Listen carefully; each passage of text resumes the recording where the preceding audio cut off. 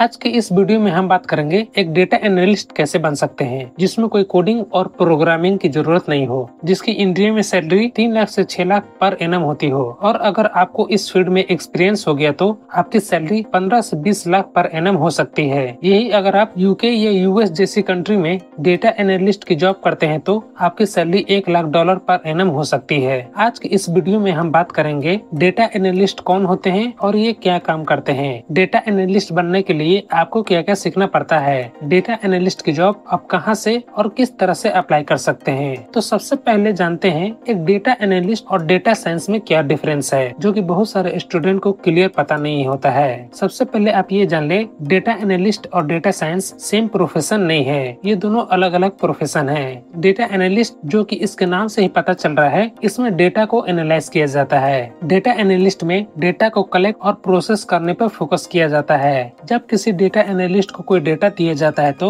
वो डेटा से ऐसे इंफॉर्मेशन निकालता है जो कि कंपनी के लिए यूजफुल हो। फिर डेटा एनालिस्ट वो डेटा को इस तरह प्रेजेंट करता है ताकि टॉप मैनेजमेंट या ऑनर को उस डेटा को रिजल्ट को देखकर ये समझ में आ जाए उस डेटा के हिसाब से कंपनी में कैसे डेवलपमेंट हो सकती है। इसके बाद टॉप मैनेजमेंट डिसीजन लेती है जिससे वो अपने कंपनी को इम्प्रूव कर पाए। सिंपल भाषा में कहा जाए तो डेटा एनालिस्ट किसी भी ऑर्गेनाइजेशन या किसी भी बिजनेस को हेल्प करता है स्मार्ट डिसीजन लेने में। वहीं दूसरी तरफ डेटा साइंस में डेटा में पैटर्न खोजना, मशीन लर्निंग मॉडल्स बनाना और डेटा के ऊपर एडवांस मैथमेटिकल एनालिसिस करने का काम होता है। डेटा एनालिस्ट के वर्क में डेटा को एनालाइज करने के लिए कुछ स्टेप होते हैं जिसे हर डेटा एनालिस्ट फॉलो करता है। फर्स्ट स्टेप होता है डेटा गैदरिंग। इसमें आपको through SQL, through MS Excel data को कलेक्ट करते हैं। नेक्स्ट प्रोसेस में डेटा क्लीनिंग और डेटा प्रोसेसिंग का काम होता है। इसमें डेटा को फिल्टर करते हैं, उसमें से डुप्लीकेसी को रिमूव करते हैं, साथ में उसमें जितने भी नल वैल्यू हैं उन सबको रिमूव करते हैं। फिर आते हैं डेटा एनालिसिस में, यहाँ पे ट्रेंड्स फाइंड करते हैं, पैटर्न फाइंड करते हैं और डेटा को विजुअलाइज करते हैं। लास्ट स्टेप आता है रिपोर्टिंग का। डेटा के रिपोर्ट को क्लाइंट को दिखाने के लिए यहाँ पे हम टैब्ल्यू और पावर बीआई का यूज करते हैं। अब जानते हैं वो कौन कौन से स्किल्स सीखने चाहिए जिससे आप एक सक्सेसफुल डेटा एनालिस्ट बन सकते हैं। मैं आपको बताया था डेटा एनालिस्ट का मतलब होता है डेटा में से इंफॉर्मेशन निकालना। अब क्वेश्चन ये आता है कितने सारे डेटा में से इंफॉर्मेशन निकालना। डेटा एनालिस्ट वर्क में कोई छोटे मोटे शॉप के लिए डेटा नहीं कैलकुलेट किया जाता है। बात यहाँ बिग कंपनी की हो रही है और कंपनी में डेटा करोड़ों में होती है। छोटे मोटे शॉप के डेटा आप पेन और पेपर से कैलकुलेट कर सकते हैं, पर बिग कंपनी के डेटा आप पेन पेपर से कैलकुलेट करना पॉसिबल नहीं है। इसलिए इतने सारे डेटा पर वर्क करने के लिए स्पेशल टूल और मैथमेटिक्स का यूज होता है। सबसे पहले बात करते हैं मैथ की, क्योंकि आपको एक सक्सेसफुल डेटा एनालिस्ट बनने के लिए ये सबसे पहला स्टेप होता है। इसके बाद ही आप टूल के ऊपर काम कर पाएंगे। बहुत लोगों को लगता है डेटा एनालिस्ट के लिए मैथ आना ज्यादा जरूरी नहीं है। अगर आप भी ये सोच रहे हैं तो आप गलत हैं। डेटा एनालिस्ट के लिए आपको मैथमेटिक्स में अच्छा होना बहुत जरूरी है। ऐसा नहीं है कि आपको मैथ का पूरा नॉलेज होना चाहिए। मैथ में आपको बस एवरेज,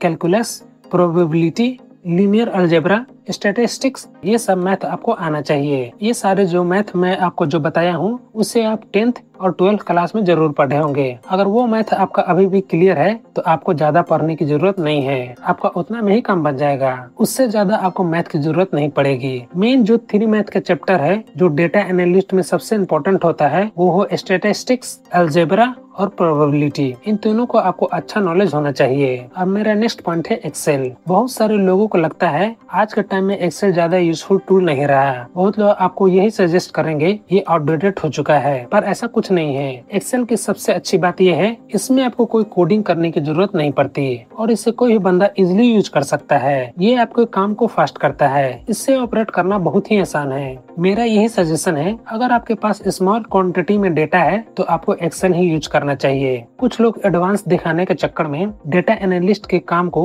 IDE में यूज करते हैं। जो काम आपको एक्सेल में 5 क्लिक में हो जाता है वही काम को करने के लिए IDE में 100 क्लिक करने के बाद ही कंप्लीट होता है। आप ये अच्छे से जान ले, एक्सेल एक बहुत बड़ा समुंदर है। ऊपर से AI के आने के बाद ये और भी ज्यादा एडवांस हो गया है। ये कुछ टॉपिक हैं जिससे आपको एक्सेल में पढ़ना चाहिए।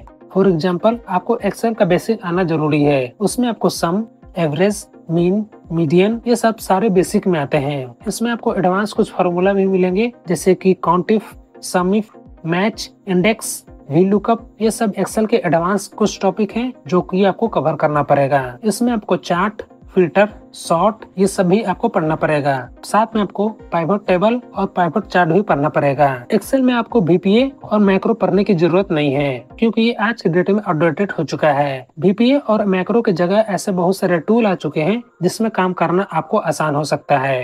अब बताता है आप एक्सेल फ्री में कहां से सीख सकते हैं। ये एक्सेल ट्यूटोरियल का यूट्यूब चैनल है। आप यहाँ 8 आवर में पूरा एक्सेल कंप्लीट कर सकते हैं। ये पूरे एक वीडियो में पूरे एक्सेल को कवर कर दिए हैं। इसके अलावा ये सिंपली लर्न का यूट्यूब चैनल है। यहाँ से आप एक्सेल का एडवांस कोर्स कर सकते हैं। ये वीडियो पूरे 11 आवर का है। इस एक ही वीडियो में आप एक्सेल के ऊपर मास्टर बन सकते हैं। अब आते हैं अपने नेक्स्ट पॉइंट की तरफ। मेरा नेक्स्ट पॉइंट है BI टूल्स। BI का मतलब होता है बिजनेस इंटेलिजेंस टूल, जिसमें के सबसे 2 फेमस BI टूल्स हैं। एक है पावर BI और सेकंड है टैबल्यू। इन दोनों में से सबसे ज्यादा डिमांड टूल है माइक्रोसॉफ्ट का पावर BI।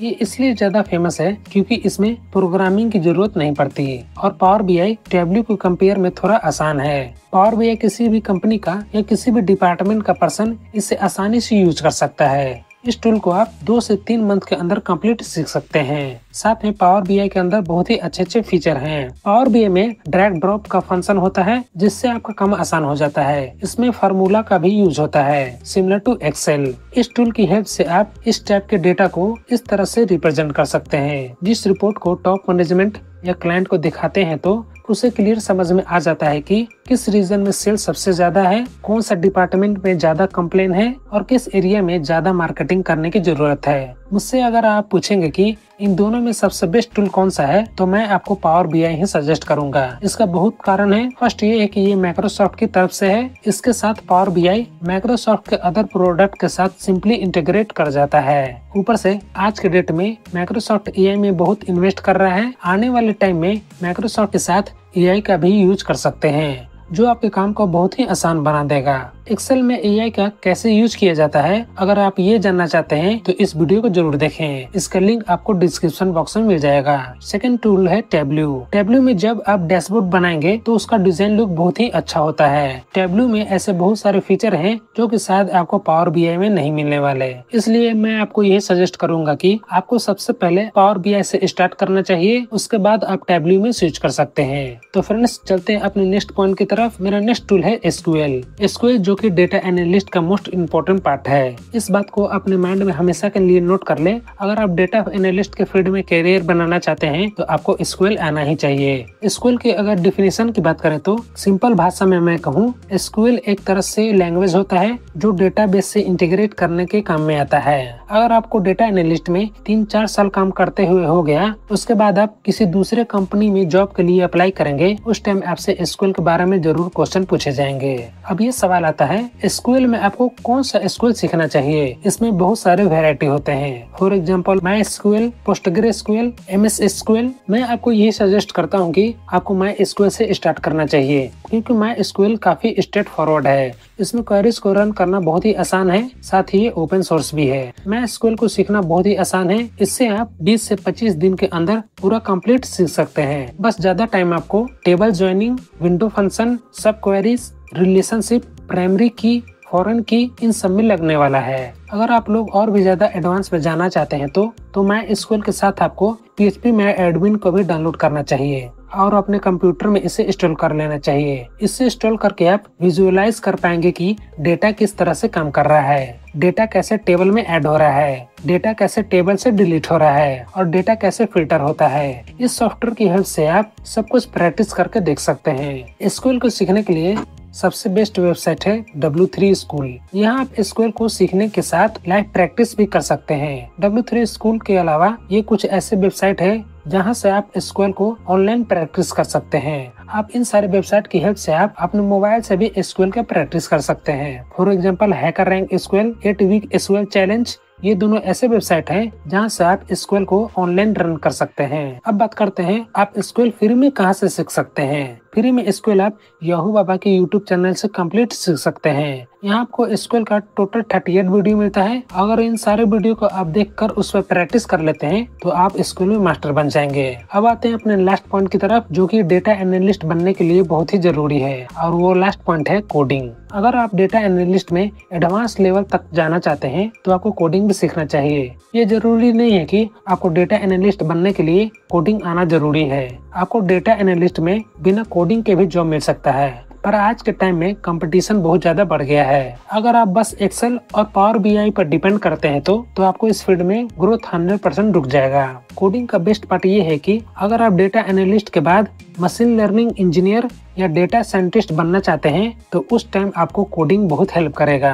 डेटा एनालिस्ट के वर्क में आपके सामने कभी कभी ऐसे प्रॉब्लम आ जाएंगे जिसे सॉल्व करने के लिए न तो कोई आपको सॉफ्टवेयर मिलेगा और न ही कोई फंक्शन। उस सिचुएशन में आप कोडिंग की हेल्प से ये सारी प्रॉब्लम को सॉल्व कर सकते हैं। डेटा एनालिस्ट के लिए सबसे बेस्ट लैंग्वेज है पाइथन। आप पाइथन 2-3 मंथ के अंदर अच्छे से कंप्लीट कर सकते हैं। इसमें आपको कोई एडवांस लेवल का कोडिंग नहीं सीखना है, बस आपको नॉर्मल तरीके के पाइथन के प्रॉब्लम को सॉल्व करना है। डेटा एनालिस्ट में और भी ज्यादा एडवांस वर्क करने के लिए पाइथन में 3 लाइब्रेरीज हैं, पांडास, नमपाई और मैटप्लॉटलिब। ये तीनों सीखने के बाद आप डेटा को बहुत तरह से रिप्रेजेंट कर सकते हैं, उसे मैनेज कर सकते हैं और उसे अच्छे तरीके से फिल्टर कर सकते हैं। अब बात करते हैं आप फ्री में पाइथन कहाँ से सीख सकते हैं। ये कोड विद हैरी के यूट्यूब चैनल है। यहाँ आपको पाइथन का कंप्लीट ट्यूटोरियल मिल जाएगा। यहाँ आपको पाइथन का पूरे 100 वीडियो मिलेंगे। इतने वीडियो देखने के बाद आपके लिए पाइथन इनफ हो जाएगा।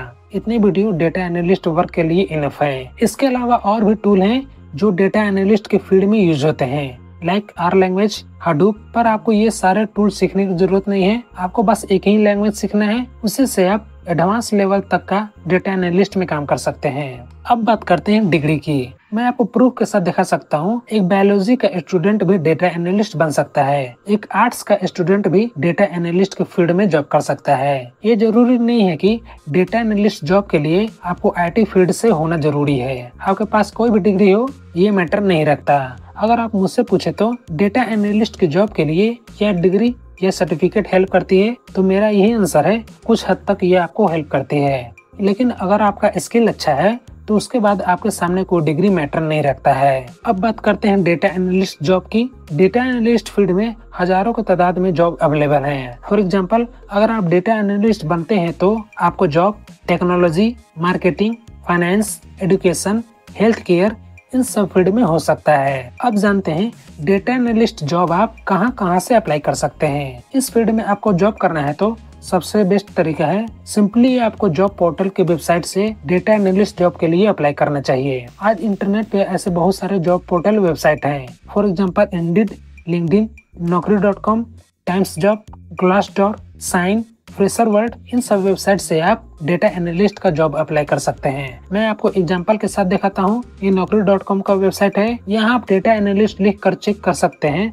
आपके स्टेट में या पूरा इंडिया में इस फील्ड से रिलेटेड कितने सारे जॉब अवेलेबल हैं। अगर आप फ्रेशर हैं तो मैं आपको यही कहूँगा, आपको 1 या 2 एक्सपीरियंस वाले जॉब में भी अप्लाई करना चाहिए। जब इंटरव्यू के लिए आपको कोई कॉल करेगा, अगर आपका इंटरव्यू अच्छा रहा तो उस टाइम आपको एक्सपीरियंस ना होते हुए भी आपको वो जॉब मिल सकता है। दूसरा तरीका है, आपको लिंक्डइन पे अपना प्रोफाइल बनाना चाहिए। ये ऐसा वेबसाइट है जहाँ पर आपको कंपनी से रिलेटेड या किसी ऑर्गेनाइजेशन से रिलेटेड ही लोग मिलेंगे। उन सब के साथ आपको कनेक्शन बनाना चाहिए। मैं खुद वेबसाइट डेवलपमेंट के फील्ड से हूँ और मेरे 2 जॉब लिंक्डइन की हेल्प से ही मिले हैं। जब मैं कॉलेज में था उस टाइम में लिंक्डइन में कनेक्शन बनाना शुरू किया था और जॉब पाने के लिए और साथ ही लिंक्डइन में पोस्ट करता था।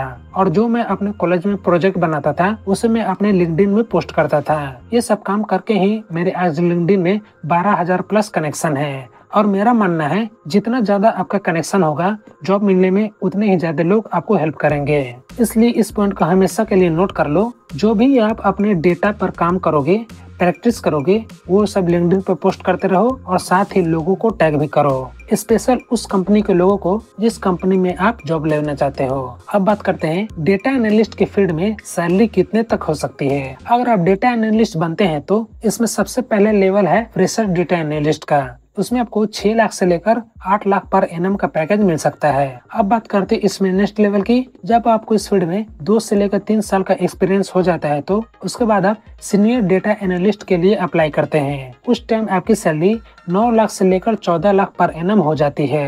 फिर 2-3 साल आपको काम करने के बाद आप डेटा एनालिस्ट में 3rd लेवल पर पहुंच जाते हैं, जहां पे आपकी सैलरी 14 लाख से लेकर 22 लाख पर एनम हो जाती है। फिर अगेन थोड़ी और एक्सपीरियंस होने के बाद प्रिंसिपल डेटा एनालिस्ट का रोल आपको मिल सकता है, जिसमें आपकी सैलरी 22 लाख से लेकर 37 लाख पर एनम हो जाती है। पर ये बात आप अच्छे से जान ले, इतने सारे पैकेज आपको इंडिया में नहीं मिलने वाले।